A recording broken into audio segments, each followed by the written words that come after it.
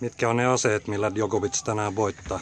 Djokovicin sitkeys, henkinen kantti, se, että hän pakottaa vastustajaa pelaamaan vielä sen yhden ylimääräisen lyönnin, eli ani harvoin tulee mitään ilmaisia pisteitä. Ja ennen kaikkea sanoisin, että toi henkinen kantti on se, joka ratkaisee sen tänään Nollelle. Niin kuin tiedetään, että Andyllä on aina silloin tällöin tällaiseen synkkyyteen hän tahtoo vajota ja manailee itseensä ja valmennustiimiensä ja kaikkia siellä.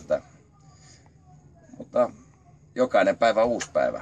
Se on aina uusi mahdollisuus. Katsotaan, mutta kyllä mä laittaisin rahat Nollen puolesta vetoon.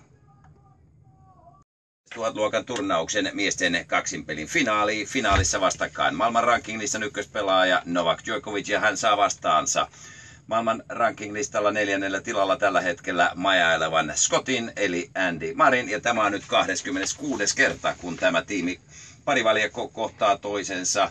Djokovic johtaa keskenäistä ottelusarjaa tällä hetkellä 17-8 ja on voittanut parin 6 viimeistä kohtaamista ja lähtee ehdottomana ennakkosuosikkina tämän päivän finaaliin.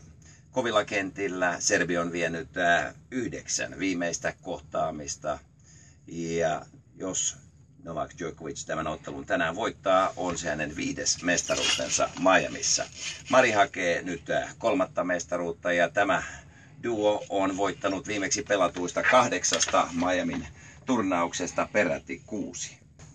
Molemmat pelaajat ovat tässä ottelun ensimmäisessä erässä pelanneet huonosti tuolla verkolla. Tässäkin tilanteessa Nollen ykköslentolyönti, kuten huomaatte kuinka lyhkäiseksi se jää, puoli metriä syöttöruudun rajan yli. Ja Andyllä ei suuria vaikeuksia tuon ohituslyöntinsä kanssa ollut. Nollella vaikeuksia 3. syöttövuorossaan. Welcome to Grandon Park Tennis Center.